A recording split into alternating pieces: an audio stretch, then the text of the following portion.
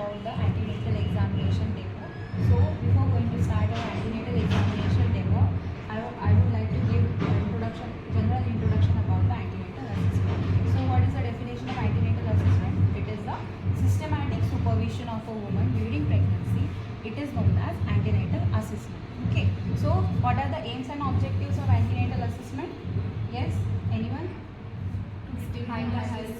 Yes, to early detect the high risk pregnancy, to know the fetal well-being as well as maternal well-being during pregnancy. Then as well as we have to prevent the fetal and maternal mortality rate. Okay. Then we have to check the normal growth and development of the baby during pregnancy itself. Okay. So for that we need to assess the antenatal maternal fetal well-being during assessment. Okay. Then next we will move on to the principles. So what are the steps or principles occurred in the antenatal examination? Yes, there are 3 steps of antenatal examination. First will be the history taking and physical examination. Second one will be the antenatal examination, and third will be the investigation of the patient. So investigation where we will do the HB estimation, then urine analysis, sugar albumin test. Okay. So these are the principles, basic steps of the antenatal examination. Then we will move on to the principles. So what are the 4 principles will be there for antenatal examination? So first principle will be the preparation of the client and environment. Okay. Then next is the preparation of the nurse. Then next will be the preparation of the articles. Then preparation of the steps. Under that we have to prepare the step-by-step procedure. Okay. So first is the preparation of the client. So what you will suggest in the preparation of the client? First you have to tell your patient or tell your client that you have to empty the bladder just before the procedure. Okay. Then we have to maintain the privacy. For that we have got this bed sheet in our articles. Then next, preparation of the nurse. So what nurse should do? What nurse should prepare for the antenatal assessment? Yes. She should be physically and mentally healthy. Then she should tie up her hair. She should cut her nails. Then she should above her sleeves of the apron should be above the elbow level. Then she should wear the shoes. Okay. Then next one will be the preparation of the articles. So here there are 2 trays we are going to assess for the antenatal assessment. So I have prepared the antenatal assessment tray. First one, it contains the gloves, surgical gloves. So it prevents the cross infection from patient to nurse and nurse to patient. Then next we will use the paper bags to discard the any waste. Then this one is the fetoscope. Then next one is the measuring tape to measure the fundal height. Then this is the sheet to cover the patient to maintain the privacy of the patient. Then this will be the stethoscope to heard the fetal heart sound. Then this will be the BP apparatus to measure the patient's BP. Then next is the HB estimation and investigation tray. So here we have collected all the articles which are necessary to collect the urine samples, albumin, sugar test, and as well as blood estimation test. So next one will be the stadiometer. So this will be the stadiometer which is available here in the slab. So to measure the patient's height. Okay. So with the help of this also we can easily diagnose the indications of which get complicated during pregnancy. So such as short height stature. So that patient may have the cephalopelvic disproportion. So this also we can indicate from this stadiometer. Then next we will use the weighing machines to monitor the weight of the patient in every antenatal visit.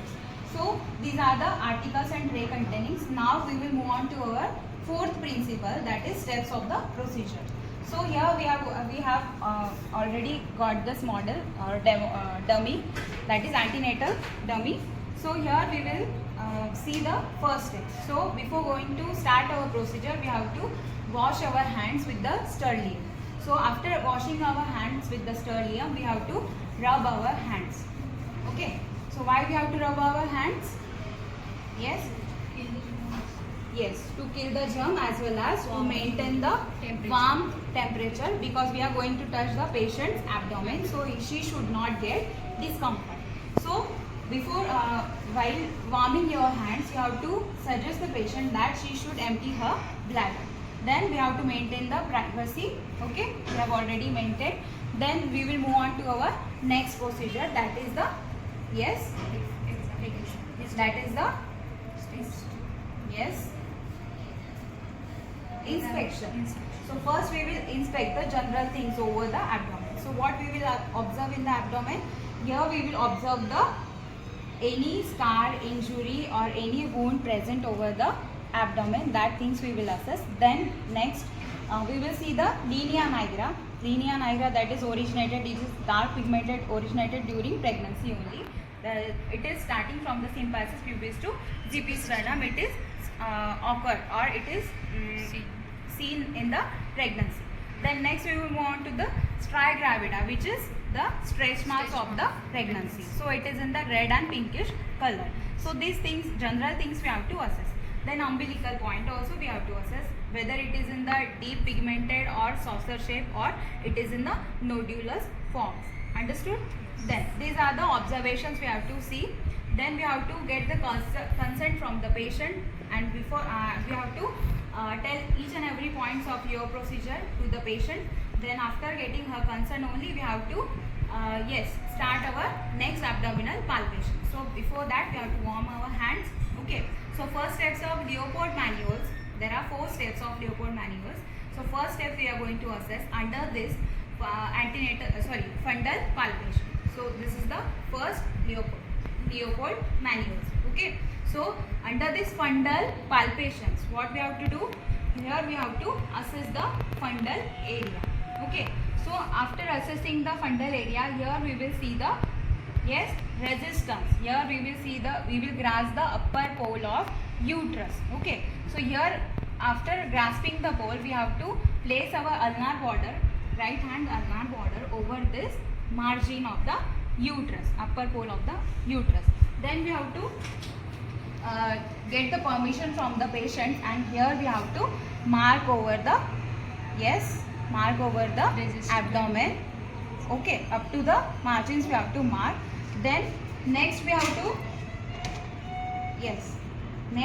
to get the inch tape. Okay, measuring tape we have to get, and we have to place 1 point of each tape over this marking, and then last point we have to keep over the symphysis pubis, or here will be the pubic crest. Okay, so pubic brim will be present, or symphysis pubis point you will get here. So this portion we have to measure. So how much it will be in the centimeter, that you have to identify. So this will be the fundal height we have already taken. So now we will move on to the next point, that is the abdominal girth. So here we are placing the 1 point of measuring tape, and second one we will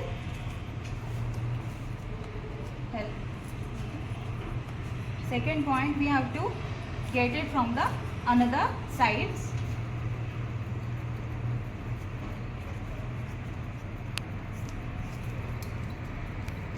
Here. So over the next point we will see. So here it is the fundal abdominal girth. Okay. So this will be the 91 in centimeter. So at term it will be up to 100.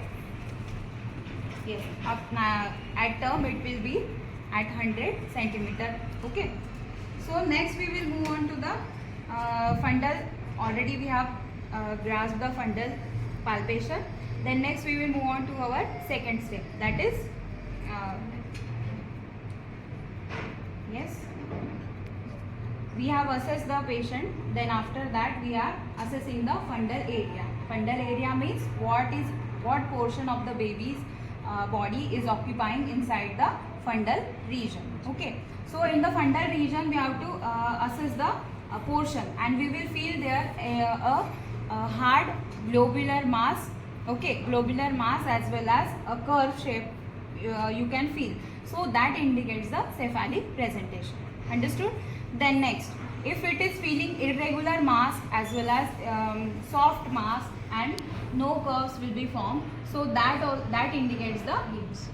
That indicates the extremities of the baby, limbs of the baby, and it is considered as a podalic presentation. So these are the difference of podalic and cephalic presentations occupying the upper portion of the uterus. Okay, so this is the first manuals, Leopold manuals. So second one will be the what? Lateral. So we are facing towards the patient's face.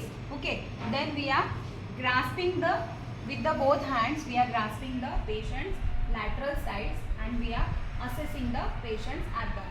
Okay, so here you will feel the curve over the one side, you will feel the curve of the baby. Then it is the resistible, so it indicates the back of the baby. And the second portion we will see that it is the irregular, soft and knobing parts present over the sides. That indicates the extremities of the baby. Understood? So this one will be the lateral palpation. Understood? So these are the second step. Then third one will be the pelvic grip. Okay.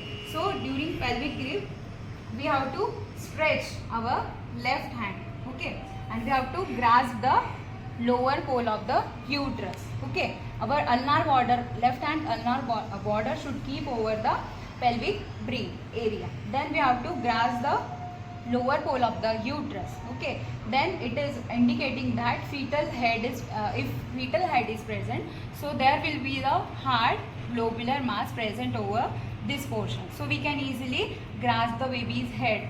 Okay. Then after grasping it is little bit movable, you can feel. Okay.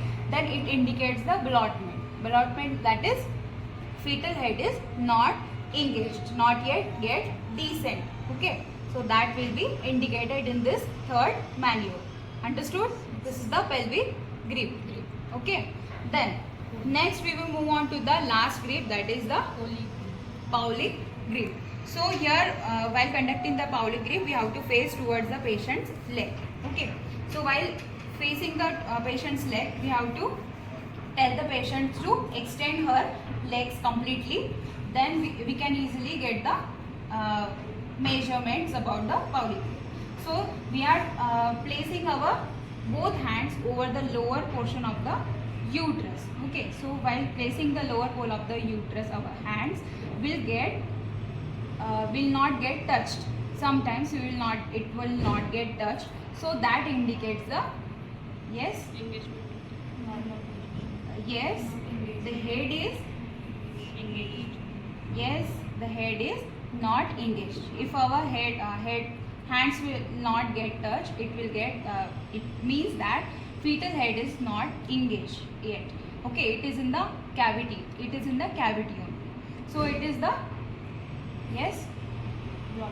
diversion of the head.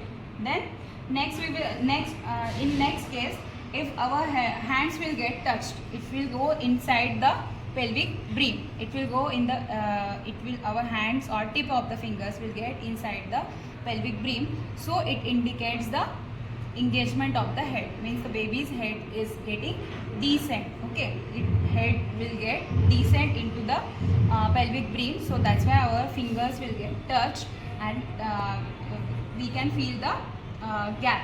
We can feel the downward. We can feel that easily. Okay, so this indicates the conversion of the head. Understood? So this is the complete engagement process as started. You can identify with the Paulic grip. Understood? So these are the 4 manuals which are going to assess in the abdominal examination. Understood? So last one will be the auscultation. Okay, so physical assessment we have seen, then overall abdomen also we have discussed, then abdominal palpation also we have conducted, then lastly we have to assess the fetal heart sound. So here we have to assess the fetal heart sound with the help of stethoscope as well as fetoscope. So just 2 fingers below the umbilicus. Okay, this portion is the umbilicus and 2 fingers below the umbilicus. Here we have to point out if the baby is having right right occipito-anterior position or left occipito-anterior position, that both side we can easily heard the fetal heart sound. Okay, so normal fetal heart sound will be 140 to 160 beats per minute. Understood? So these are the complete procedures we have already discussed in the antenatal examination. So do you have any doubt?